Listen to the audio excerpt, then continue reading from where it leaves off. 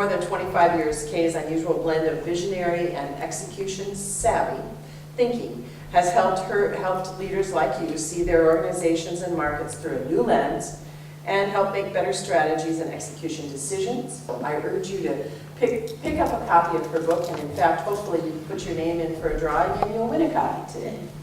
Okay, what's the biggest competitive issue facing small business and what can they do about it?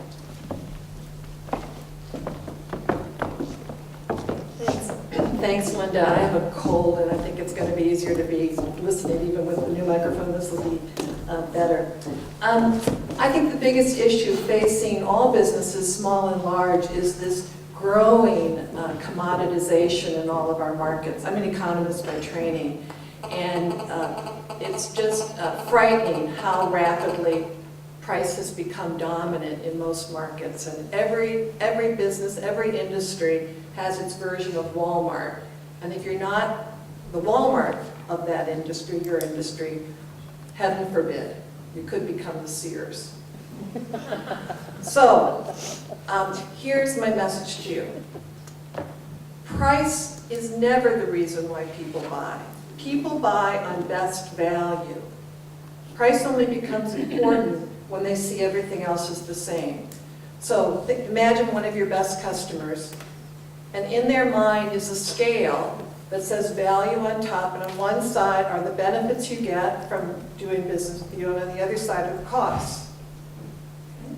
And the higher the benefits are relative to the price they have to pay to get those benefits, the more value there is. Now, if customers see your products in stores the same as the alternatives, where they can get the lowest price is going to be the best value. That's why store brands have grown in market share in our grocery stores, because they're basically equivalent to the brands now. And so the store brand is a better value. You get the same benefits in terms of quality of taste at a much lower price. So, what does that mean? Two things.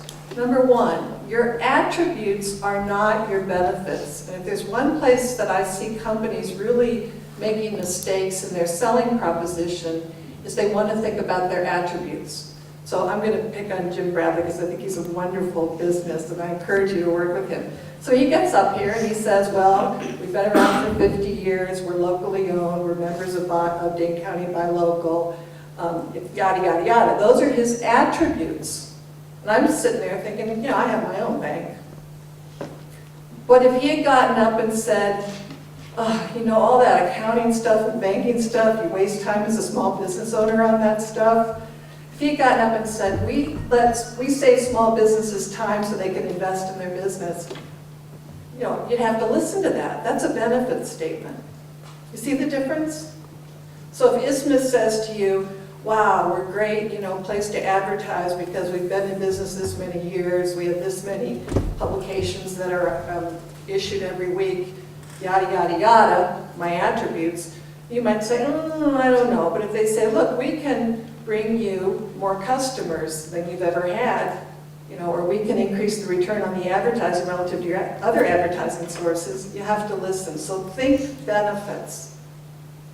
Now, the art of strategy is to figure out what unique and meaningful benefits could you offer a target market that other companies, your competitors, cannot easily copy. And so when P&G comes up with a new version of their product, they think, oh wow, I've got a new benefit, new attributes, but immediately the store brands copy it. So that's not a very savvy strategy to spend all that money on innovation and the store brands copy it. So the key is to design your business so that you can deliver a unique set of benefits that customers will pay above the Walmart price for, because those benefits really matter. And that is the strategy journey. And so I wrote my book, and I'm really glad most of you are going to get a copy of this in the auction. It teaches you how to do that, because consultants are expensive, and it's hard for small businesses to afford consultants.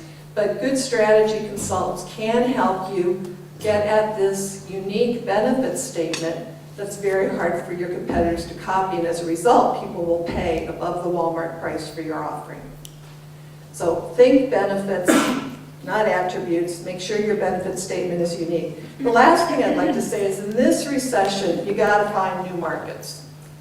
Because no matter how well you're doing with your customers, everyone's shrinking down, although there are some signs that consumer spending is low. So think about what might be a new market where I could do something, I could bring some unique benefits that my competitors could not easily copy. I love this notion of partnering. So let's think about Ian Pizza here. Most people, Ian Pizza is probably the only pizza I remember is tasting really good, okay? The rest of pizza, it's kind of like a commodity. Oh, where are we going to get pizza? You know, it's like it's what you do when you don't have time. Well, Ian Pizza could partner with Steve's Liquor on near Shorewood. Steve's is a place that draws a lot of high-income people to its wine store. And it could, with Steve's, say, an affordable dinner party that your guests will remember for the taste and the friendship. And they could put together some inexpensive Chiantis, Ian's Pizza, which, you know, if people aren't around State Street, they may not know about Ian's Pizza, and some interesting appetizers, and all of a sudden you have a dinner party that's a lot less than if you cater that dinner party. So that's an example where Ian's might go to a new market through partnership and offer this lower overall cost dinner party. Now, I don't cater my meals, but I do know in this neighborhood and people at Steve's, a lot of that is going on. So that would be a new market for Ian's. Because it is hard in this market, the economy is really terrible.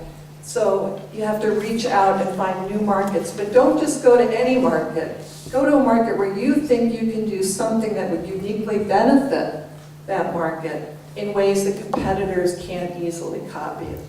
So Domino's, Pizza Hut, these are national chains. They're not going to be partnering with local stores, but Ian, with the best tasting pizza, that's his attribute, could partner with Steve's and do something that would bring, you know, people that may not know about Ian's into the Ian's family of pizza, and then they become more regular customers because they really remember the taste of that pizza. Thank you.